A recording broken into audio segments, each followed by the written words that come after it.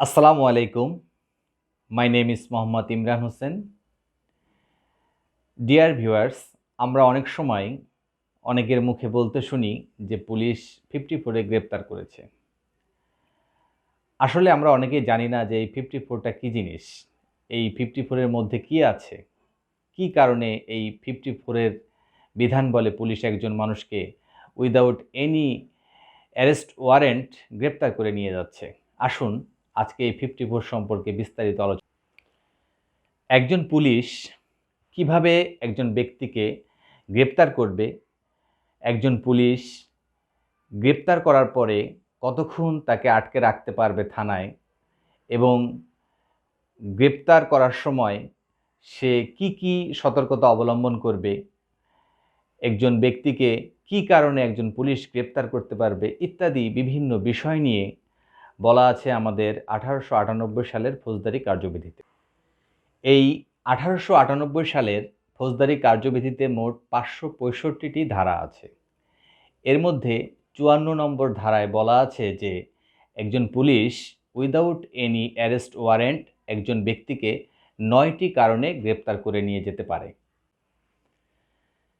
54 ধারার বিধান বলে যে 9টি কারণে পুলিশ একজন ব্যক্তিকে গ্রেপ্তার করে নিয়ে যেতে পারে, সে 9টি কারণ হচ্ছে: নাম্বার 1, কোনো ঘোষিত অপরাধী, অর্থাৎ আমাদের দেশের সরকার অথবা আইন যদি কাউকে অপরাধী হিসেবে ঘোষণা করে, তো সেই অপরাধীকে পুলিশ এই 54 ধারার বিধান বলে গ্রেপ্তার করে নিয়ে যাবে, এর জন্য কোনো অ্যারেস্ট ওয়ারেন্ট লাগবে না।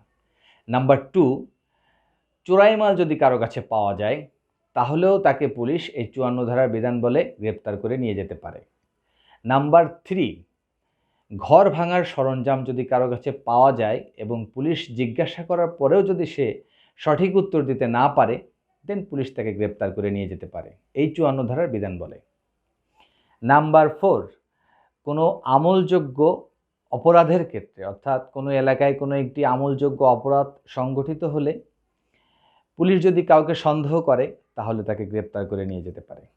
নাম্বার 5, যদি সশস্ত্র বাহিনী থেকে কেউ পলায়ন করে তাহলেও পুলিশ তাকে এই 54 ধারার বিধান বলে গ্রেপ্তার করতে পারে। নাম্বার 6, বাংলাদেশের বাইরে যদি কেউ অপরাধ করে যা বাংলাদেশের আইনে অপরাধ এবং ওই ব্যক্তিকে যদি বাংলাদেশের যে কোনো জায়গায় পাওয়া যায়, পুলিশ তাকে এই 54 ধারার বিধান বলে গ্রেপ্তার করতে পারে। নাম্বার 7, যদি মুক্তিপ্রাপ্ত কোনো আসামি ফৌজদারি কার্যবিধির 565-র 3 ধারা লঙ্ঘন করে তাহলেও পুলিশ তাকে বিনা পরোয়ানায় গ্রেপ্তার করতে পারে। এছাড়াও যদি অন্য কোনো থানা থেকে গ্রেপ্তারের ব্যাপারে যদি কোনো অনুরোধ আসে তাহলেও পুলিশ তাকে 54 ধারায় গ্রেপ্তার করতে পারে। এছাড়াও যদি পুলিশের কাজে কেউ বাধা দেয় তাহলে তাকেও পুলিশ 54 ধারায় গ্রেপ্তার করতে পারে। এই 9টি কারণে পুলিশ একজন ব্যক্তিকে উইদাউট এনি অ্যারেস্ট ওয়ারেন্ট গ্রেপ্তার করে নিয়ে যেতে। আসলে এই ফৌজদারি কার্যবিধিতে যে 565টি ধারা আছে, এই ধারাগুলি তৎকালীন সময়ে ব্রিটিশরা করে গিয়েছিলেন 1898 সালে। তৎকালীন সময়ের প্রেক্ষাপটে এই আইনটি তৈরি করা হয়েছিল, কিন্তু 1898 আর এখন হচ্ছে 2021, লং ডিস্টেন্স। এই ডিস্টেন্সে পৃথিবীর অনেক পরিবর্তন হয়েছে, মানুষ এখন আগের থেকে অনেক বেশি অ্যাডভান্স, তো আমাদের আইনও আসলে অ্যাডভান্স হওয়ার দরকার ছিল। আমাদের দুর্ভাগ্য যে এখনও আমরা সেই 1898 সালের ফৌজদারি কার্যবিধিতে বর্ণিত বিধান মোতাবেক একজন মানুষকে গ্রেপ্তার করছি, একজন মানুষকে সাজা দিচ্ছি।